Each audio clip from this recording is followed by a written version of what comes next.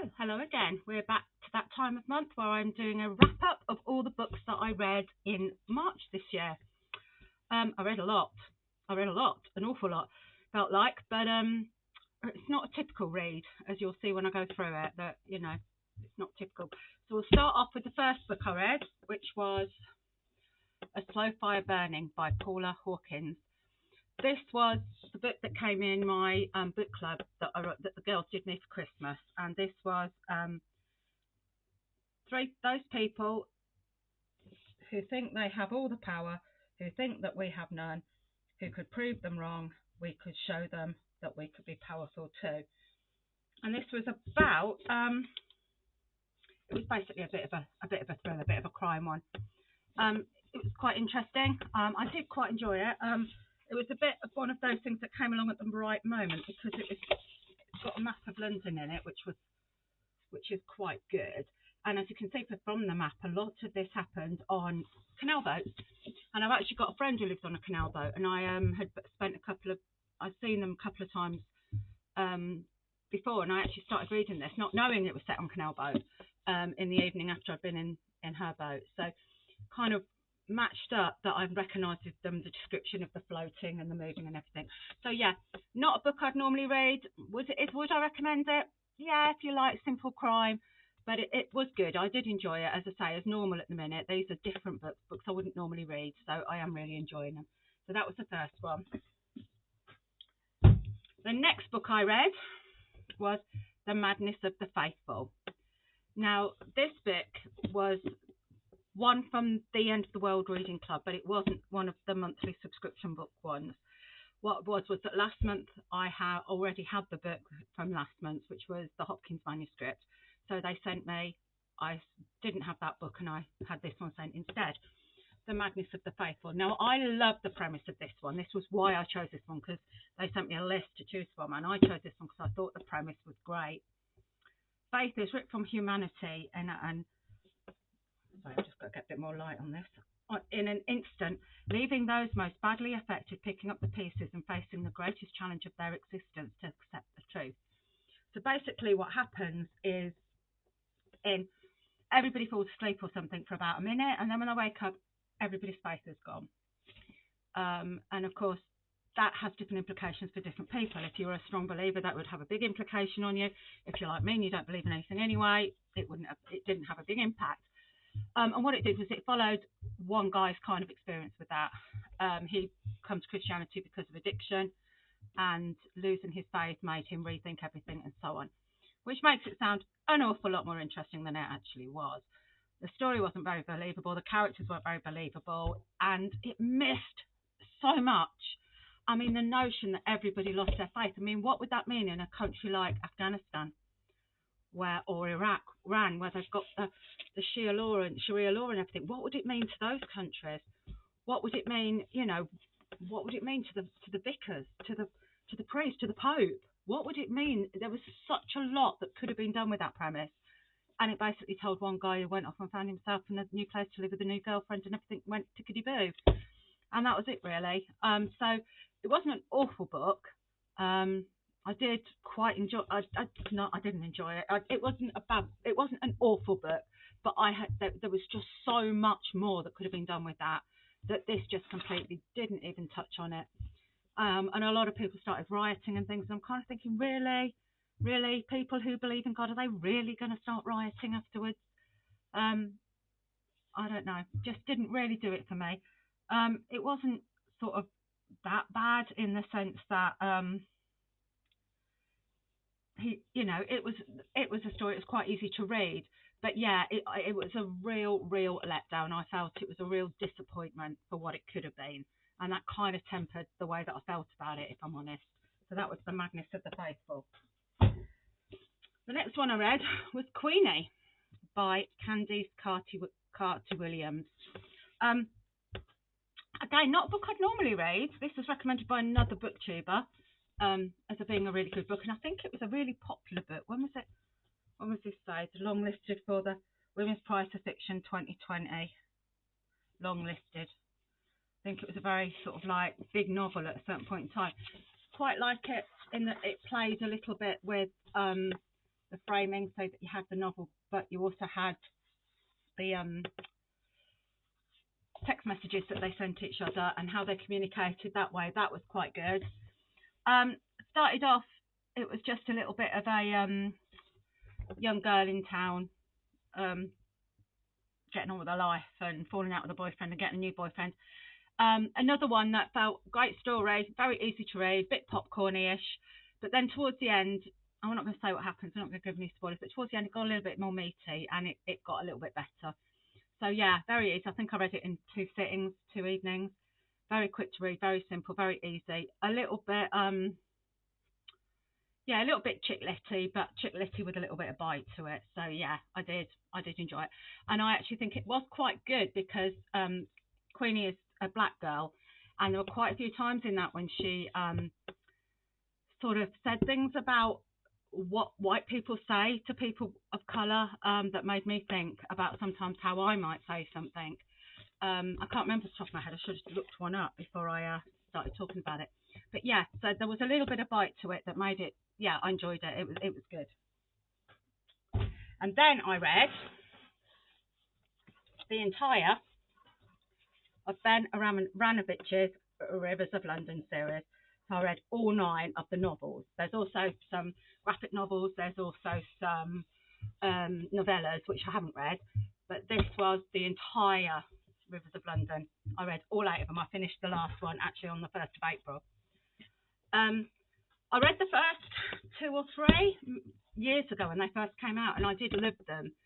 But then I got to a point in my life, I just thought, can somebody please do something that isn't a fucking cop novel or a fucking cop show? It's just boring. Can we do? There's a million more stories out there than bloody cops.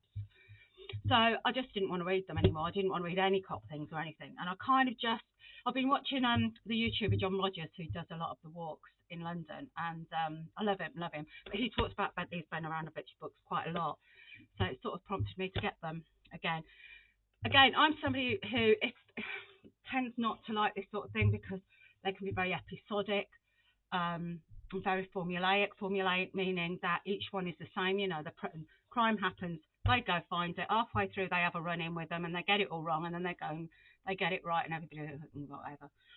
And each book follows, and each thing follows that. And you get that an awful lot in TV shows where it's the same thing happens every week, just a different story. And then the other bit is that it's episodic, as in each episode is, this one it's going to be about race, this one's going to be about domestic violence, this one's going to be about this, and you can actually see that it all comes neatly to an end at the end of each episode, and it's like life isn't like that. So I really have a very, very low tolerance for episodic, formulaic, anything, TV shows, books, anything.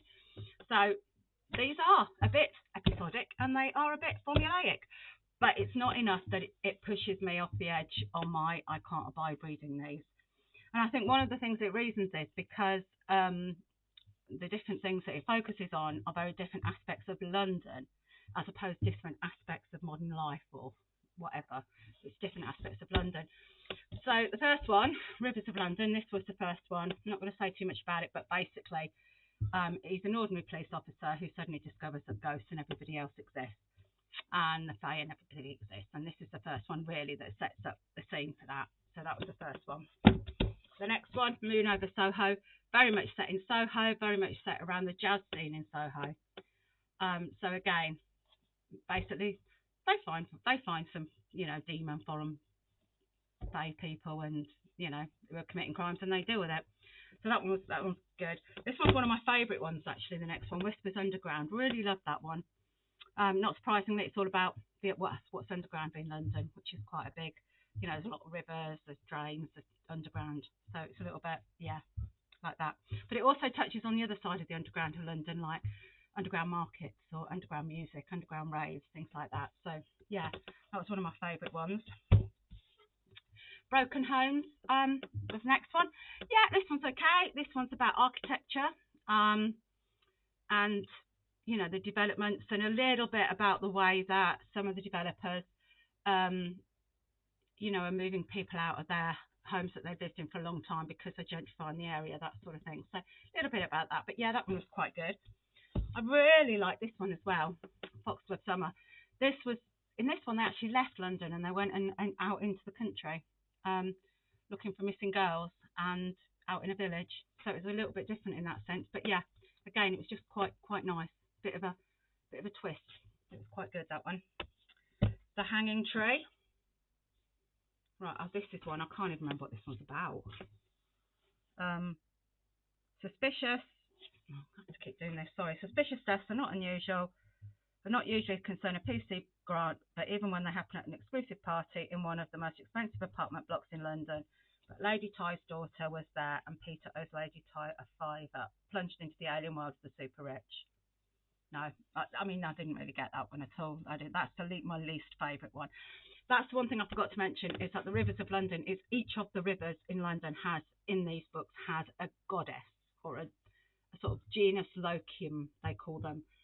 So when he's talking about Lady Ty, that's Lady Tyburn, who represented the Tyburn River, and there's Mother Thames and Father Thames and so on. So yeah, but that's the least good. Lies Sleeping. This was quite an interesting one. This one was kind of about metalwork and about a kind of, it's a bit King Arthur-y, which I don't normally associate with London. But yeah, I know this is the one where the Whitechapel Bell Foundry creates a magical bell and things like that. So yeah, it didn't have such a theme, more about, but it was quite a good book. I did quite like that one. False Value. This is where he goes undercover in the Silicon Roundabout in Old Street, and works in a silicon company. Yeah, this one was the first one that felt a little bit formulaic. This one, but it wasn't awful. And then the most recent one, Amongst Our Weapons, is a very shiny bit. Look at that. Look how shiny that book is. This was based in the Silver Vaults, and there was a little bit more that followed on from this one, which was about metalworking and so on. But yeah. So overall, I enjoyed reading them. I did enjoy it. I rattled through them, as you can imagine. I read all 9 in the month, on top of the other 3 books I read. So that was 12 books this month. But these aren't hard. Some of the ones that I really enjoyed, I probably got through in a couple of days. So they were quite good. So yeah, I would recommend them. They're popcorn, they're light, but sometimes that's okay. That's okay sometimes to read things that aren't heavy and meaningful and deep. So yeah, they were quite good. Now the other thing I did this month was, I didn't know whether to include it because I'm always a bit dubious about whether audiobooks count as reading. I listen to a lot of audiobooks, but I very rarely listen to them like I would read a book. Most of the time I listen to them in little snippets while I'm going to sleep, and I fall asleep and I miss the rest of this book, and I'm just jumping in and out of it all the time like that. I very, very rarely watch a book listen to a story from cover to cover. But this one I did, so I'm going to include it because I did listen to it from cover to cover. I started listening to it in the van, and I carried on listening to it when I got home until it was done. Very much like, and it is, can you see my phone screen? I can't do it. But anyway, so it is Daphne du Maurier, The Birds. Now, a lot of people will know The Birds from the Alfred Hitchcock film, which is also great, absolutely great. The book is completely different. It's a completely different story. The two aren't comparable at all. The only different similarity is the birds attack. This one's set in the UK, not America. This one, it's a family, a mum, dad, and their kids in a house where the birds attack. They haven't got this whole love story and all this other thing going on as it does in the film. But I love the book and I love the film. They're both very different, and I love them both. So I'm not going to say which one's better than the other, because I think they're both good in their own, equally good in their own way, which is very uncommon with a book and a film. Normally one's better than the other, but I think these were so different that you could quite easily say, yeah, that they were both the same. So that is where I am. What my plans are for this month. I've got my April book from the girls to read, which I don't know if I'm actually going to talk about on camera. I'm not sure yet. It really is a complete jokey book for me. It's kind of because people who know me know that I love reading about flat earthers or extreme fundamental Christianity and all of the conspiracy theories, things like that. I love reading about them. I don't believe in any of it, but I do love reading about them. And this book's a little bit on that sort of way. But so it's the actual title of it is quite controversial, and the content of it is, I've read about 4 chapters of it now, and it's like quite horrible. But yeah, so which is why I'm not sure if I'm going to show it or not. But what I might do is read a sort of corresponding book afterwards that sort of flips it on its head, and read something that comes afterwards and see how I feel about doing that. So I might do that. And I've still got this month's End of the World Reading Club to read. And then I've got a couple of other books that I bought that I really, really want to get into. So yeah, it was a good, a lot of books, but most of them were from one series this month. So that was what I did this month. So I will see you all again soon. Okay, bye.